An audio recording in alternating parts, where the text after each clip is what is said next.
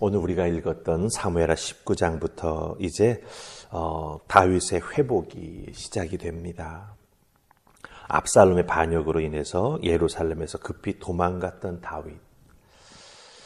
아니죠. 사실은 다윗의 범죄함으로 인해서 내리막길을 걷기 시작했던 같은 그 다윗과 다윗 집안에 이제 회복이 일어나기 시작합니다. 사실 여러분들 다윗 가정에 일어났던 여러 가지 비극의 그 시작은 다윗의 범죄함 때문이지요.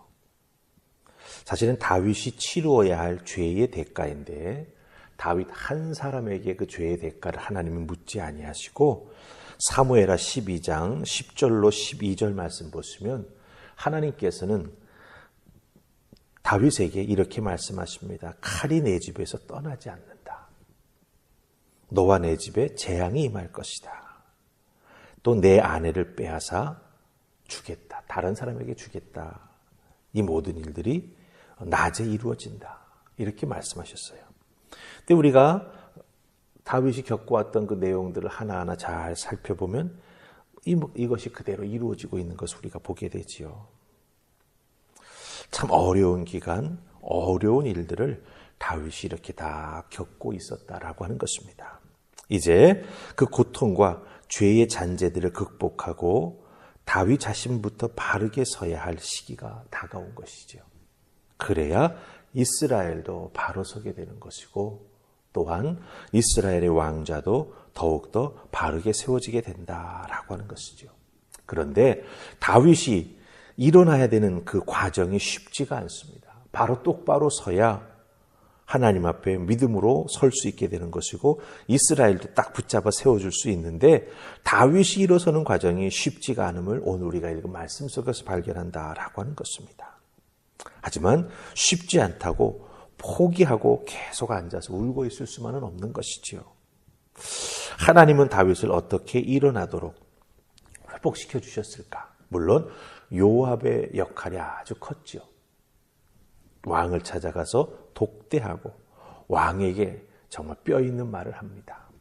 이렇게 계속 울고 있다면 사실은 이 나라가 무너질 수도 있다라고 하는 의미의 말을 요압이 다윗에게 한다라고 하는 거지요. 오늘 그 새벽에서는 이 요압의 말은 우리가 살피지 않습니다. 하지만 하나님이 어떻게 다윗을 일어나게 해주셨을까? 그 과정을 우리가 첫 시작하는 모습을 보면서 우리들도 그 회복의 첫 시작이 제일 어렵지 않습니까? 그럼 그 어려운 첫 시작을 어떻게 할 수 있을까? 그 부분을 우리가 좀 이 새벽에 살펴보십시다. 자, 우리 살필 말씀은 2절과 3절 말씀입니다. 2절, 3절 다 찾으셨습니까? 우리 같이 읽습니다. 왕이 그 아들을 위하여 슬퍼한다 함이 그날의 백성들에게 들림에 그날의 승리가 모든 백성에게 슬픔이 된지라. 그날의 백성들이 싸움에 쫓겨 부끄러워함같이 가만히 성읍으로 들어가니라. 아멘.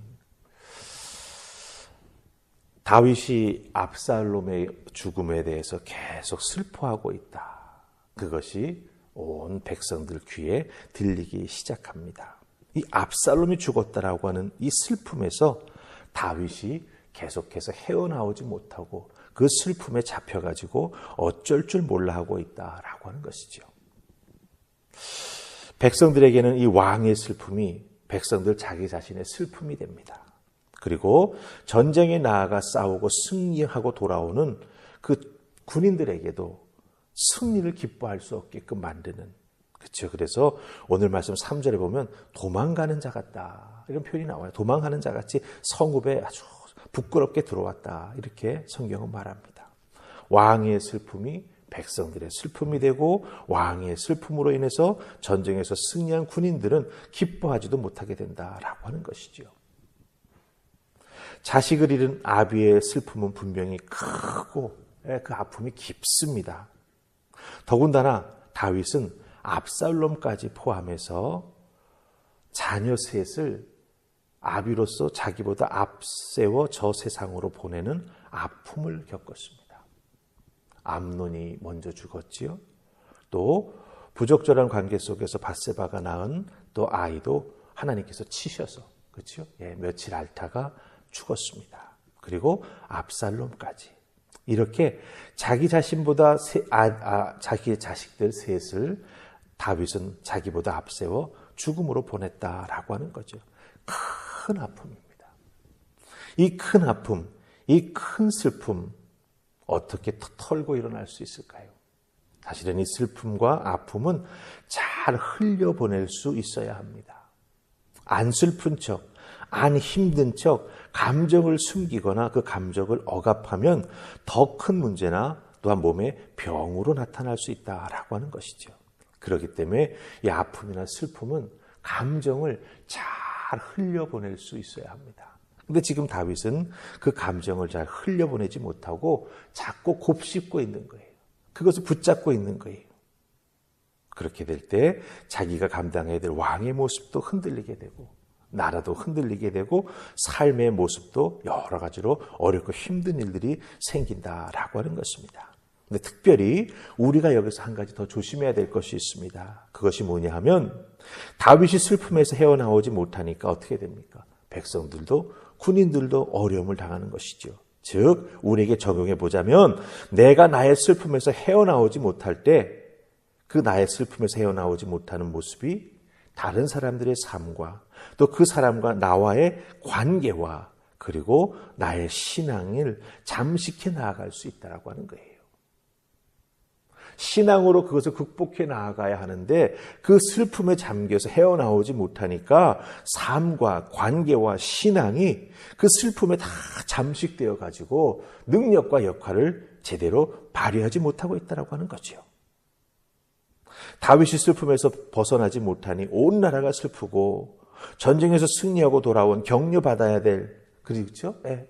거기에 대해서 잘 싸웠다라고 칭찬받아야 될 그런 병사들이 그렇게 하지도 못하고 큰 슬픔은 우리의 눈과 귀를 막을 수 있습니다. 그렇기 때문에 그 슬픔으로 인해서 우리의 눈과 귀가 막히지 아니하도록 우리는 어떻게 해야 됩니까? 그 슬픔을 곱씹는 것이 아니라 그 슬픔을 잘 흘려보낼 수 있는 훈련과 준비가 필요하다라고 하는 거예요. 근데 다윗이 흘려보내지 못하니까 어떻게 합니까? 하나님께서 요압을 보내시죠. 요압을 통해서 정신 번쩍 드는 말을 합니다. 왕이여 그 슬픔을 흘려보내십시오. 그 슬픔에 잠식되어서 왕으로서의 모습과 왕으로서 감당해야 될 사명을 무너뜨려서는 안 됩니다. 그 말 한마디에 다윗이 털고 일어나서 8절 말씀 보니까 어떻게 됩니까? 일어나 성문에 앉았다. 이렇게 말하는 것을 우리가 보게 됩니다. 그래서 우리들이 어렵고 힘든 이 부분 속에서 회복되는 방법, 흘려보낼 수 있으면 참 좋은데 그것이 잘 되지 않을 때 어떻게 해야 됩니까? 누군가 내 옆에 있으면 참 좋지요. 내 슬픔을 들어줄 수 있는 사람. 또 곱씹기만 하면서 잘 흘려보내지 못하고 어정쩡한 모습으로 있을 때 나에게 조언을 해줄 수 있는 그런 지혜로운 조언자, 우리에게 꼭 필요함을 발견하게 됩니다. 하나님께서는 다윗에게 그런 조언자를 붙여주셔서 그 슬픔으로 인해서 어려움을 당하는 다윗과 이스라엘의 나라와 또 이스라엘의 백성들을 하나님께서 바로 세워주시는 모습을 우리가 여기서 발견하게 된다라고 하는 것입니다. 제일 중요한 건 뭡니까? 슬픔에 내 인생이 신앙이 잠식당해서는 안 된다라고 하는 것.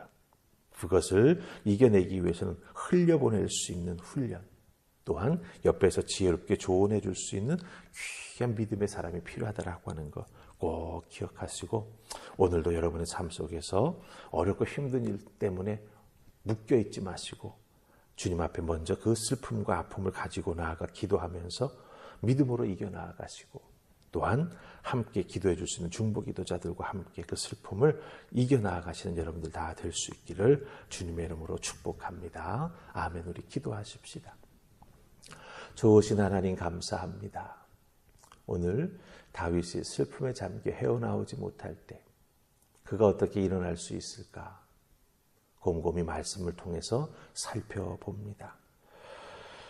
슬픔이 우리들의 삶과 사람과의 관계와 신앙을 잠식하지 못하도록 내가 슬플 때 먼저 하나님 앞에 나아가야 한다라고 하는 것.